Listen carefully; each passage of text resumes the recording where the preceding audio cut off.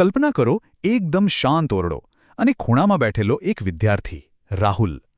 તેના હાથમાં ધોરણ 10ની માર્કશીટ છે અને ઓછા માર્ક્સ જોઈને તેની આંખોમાં નિરાશા સ્પષ્ટ દેખાય છે. તેને કદાચ એવું જ લાગે છે કે બસ હવે બધું પૂરું થઈ ગયું, ભવિષ્યનો કોઈ જ રસ્તો નથી. પણ હકીકતમાં એવું છે ખરું? બિલકુલ નહીં. આજના આ વિશ્લેષણમાં આપણે એક એવી તક વિશે વાત કરવાના છીએ જે આવા અનેક વિદ્યાર્થીઓના જીવનમાં આશાનું નવું કિરણ લાવી શકે છે. અને એ છે આઈટીઆઈ ચૂડાનું 2026નું એડમિશન સત્ર. હવે નિરાશ બેઠેલા રાહુલ પાસે તેનો એક મિત્ર આવે છે અને એક બહુ જ મહત્વનો સવાલ પૂછે છે કે ભાઈ, ધોરણ 8 કે 10 પછી રોજગાર મેળવવા માટે ખરેખર સૌથી અસરકારક રસ્તો કયો છે?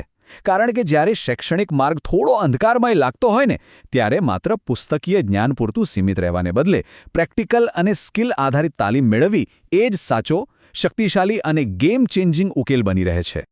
તો ચાલો આપણે આખી પ્રક્રિયાને બરાબર સમજવા માટે આ 5 મુદ્દાઓ પર ઝડપથી નજર કરીશું. પહેલું, આઈટીઆઈ ચૂડા એડમિશન 2026. બીજું, ઉપલબ્ધ ટ્રેડ અને લાયકાત. ત્રીજું, જરૂરી દસ્તાવેજોનું લિસ્ટ. ચોથું, તાલીમના અદ્ભુત ફાયદા. અને પાંચમું, સંપર્ક અને વધુ માહિતી.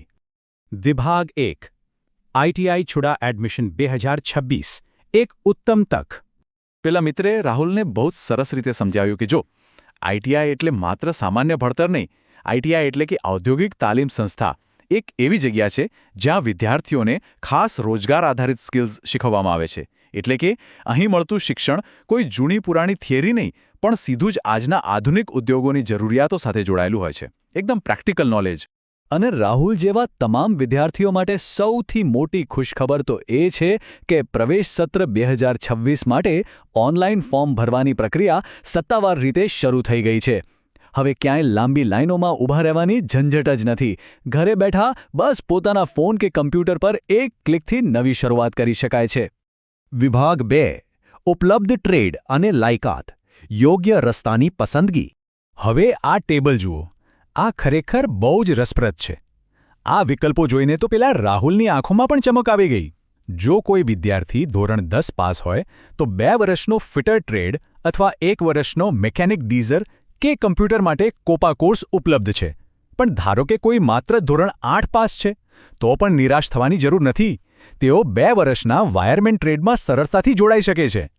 કહેવાનો અર્થ એ છે કે સ્કૂલમાં આવેલા ઓછા માર્ક્સ અહીં પ્રગતિની આડે આવતા નથી. વિભાગ 3, જરૂરી દસ્તાવેજોનું લિસ્ટ. પૂર્વ તૈયારી. મનમાં નવો ઉત્સાહ જાગતા જ હવે ફોર્મ ભરવા માટે કાગળિયા એટલે કે જરૂરી દસ્તાવેજો એકઠા કરવાના છે. આ ચેકલિસ્ટ એકદમ સીધો અને સરળ છે. તેમાં સ્કૂલ લિવિંગ સર્ટિફિકેટ, 8 કે 10ની માર્કશીટ, આધાર કાર્ડ, જાતિ અને આવકનો દાખલો અને પાસપોર્ટ સાઇઝનો ફોટોગ્રાફ સામેલ છે.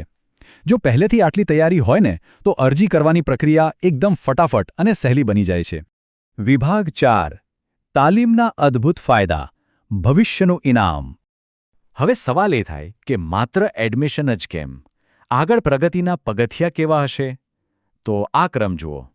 પહેલું, તાલીમ દરમિયાન જ સરકારી શિષ્યવૃત્તિ મળે છે જે આર્થિક ટેકો આપે છે. બીજું, તાલીમ પૂરી કર્યા પછી ધોરણ 10 કે 12ની સમકક્ષતા મળી જાય છે. ત્રીજું, રોજગાર મેળા અને કેમ્પસ પ્લેસમેન્ટ દ્વારા સીધી નોકરીની તકો ઊભી થાય છે. અને ચોથું, જો પોતાનો વ્યવસાય શરૂ કરવો હોય તો બેંક લોનની પણ પૂરેપૂરી સહાય મળે છે. આ તમામ ફાયદાઓ પેલા નિરાશ રાહુલ માટે જાણે આકાશમાં નવી ઉડાન ભરવા સમાન છે. ખાસ કરીને ધોરણ 10 કે 12ની સમકક્ષતાનો પ્રમાણપત્ર અને ડિપ્લોમા એન્જિનિયરિંગમાં ડાયરેક્ટ એન્ટ્રી, આ વસ્તુ કોઈપણ વિદ્યાર્થીની શૈક્ષણિક નિરાશાને કાયમ માટે દૂર કરી દે છે.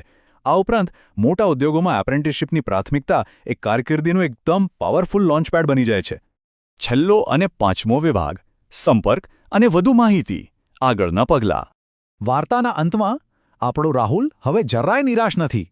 તે પૂરા આત્મવિશ્વાસ સાથે દર્શાવેલી વેબસાઇટ itadmissions.gujarat.gov.in પર જઈને ઓનલાઈન અરજી કરે છે. વધુ માર્ગદર્શન માટે અહીં સ્ક્રીન પર આપેલો ઓફિશિયલ QR કોડ પણ સ્કેન કરી શકાય છે. ઔદ્યોગિક તાલીમ સંસ્થા ચૂડા સાથે સંપર્ક કરવો ખરેખર એટલો જ સીધો અને પારદર્શક છે. ઓછા માર્ક્સથી ક્યારેક હતાશ થયેલો એ વિદ્યાર્થી તો આજે એક કુશળ કારકિર્દી ઘડવા સંપૂર્ણપણે તૈયાર છે.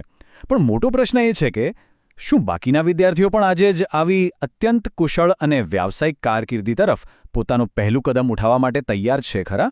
માર્ગદર્શન એકદમ સ્પષ્ટ છે અને પ્રવેશ પ્રક્રિયા શરૂ થઈ ચૂકી છે. આશા છે કે આ માહિતી ભવિષ્યના યોગ્ય નિર્ણયો લેવામાં ચોક્કસ મદદરૂપ થશે. તો હંમેશા નવું શીખતા રહો અને આગળ વધતા રહો.